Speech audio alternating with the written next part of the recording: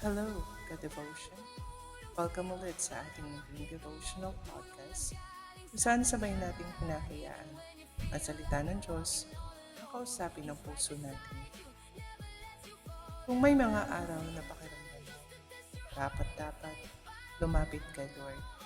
Dahil sa mga pagkakamali mo o pakiramdam mo, kailangan mo munang ayusin ang sarili mo bago ka tanggapin ng Diyos. Ang episode na ito ay para sa iyo. Samahan mo akong pag-usapan ang Leviticus 12 sa pamamagitan ng CAT method. Know, accept, and trust.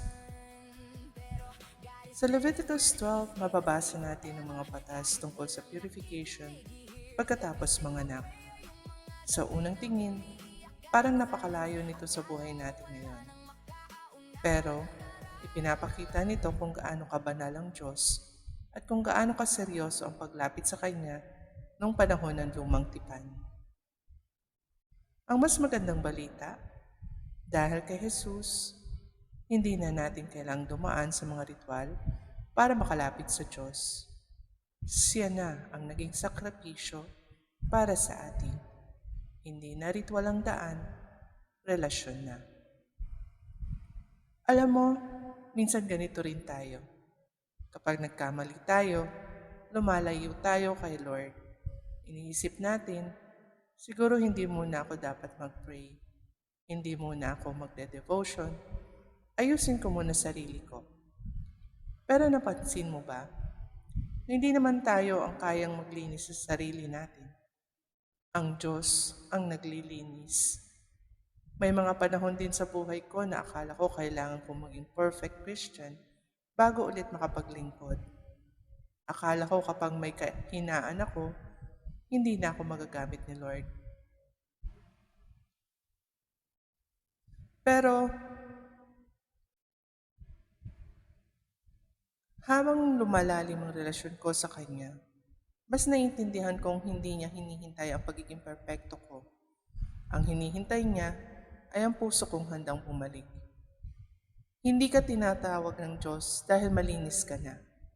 Tinatawag ka niya para linisin ka. Kung may guilt kang dala ngayon, kung feeling mo hindi ka worthy, kung iniisip mong baka sawa na si Lord sa paulit-ulit mong pagkakamali, ito ang tandaan mo. Hindi nagbabago ang pagmamahal ng Diyos dahil lang nagkamali ka. Kay Kristo, may kapatawaran. May bagong simula, may biyaya na laging sapat. Kaya huwag mong hayaang ang hiya ang maglayo sa iyo sa Diyos. Hayaan mo ang pagmamahal niya ang maglapit sa iyo. Let us pray. Panginoon, salamat dahil hindi mo ako tinatanggap based sa performance ko, kundi dahil sa biyaya mo. Patawarin mo ako sa mga panahong lumalayo ako sa iyo dahil sa hiya at guilt. Tulungan mo akong maniwala sa pamamagitan ni Jesus, malaya akong makalapit sa iyo. Linisin mo ang puso ko, baguhin mo ang buhay ko, at turuan mo akong mamuhay sa kabanalan dahil mahal kita, hindi dahil gusto kong patunayan ang sarili ko. Sa pangalan ni Jesus, Amen.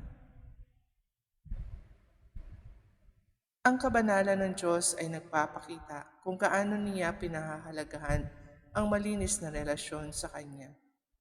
Hindi mo kayang linisin ang sarili mong kasalanan. Si Jesus lang ang tunay na tagapaglinis. Kapag lumapit ka kay Kristo, hindi ka niya itataboy. Tatanggapin ka niya, patatawarin, at babaguhin. Maraming salamat sa pagsama sa devotion natin ngayon. Kung nangusap si Lord sa puso mo, huwag mo itong sarilin.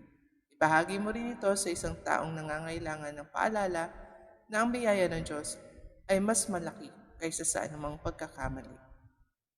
Hanggang sa susunod nating devotion, tandaan mo, hindi ka hinihintay ni Lord na maging perpekto. Hinihintay ka lang niyang lumapit. God bless you. What are your thoughts? Write in the comments and let's talk about it.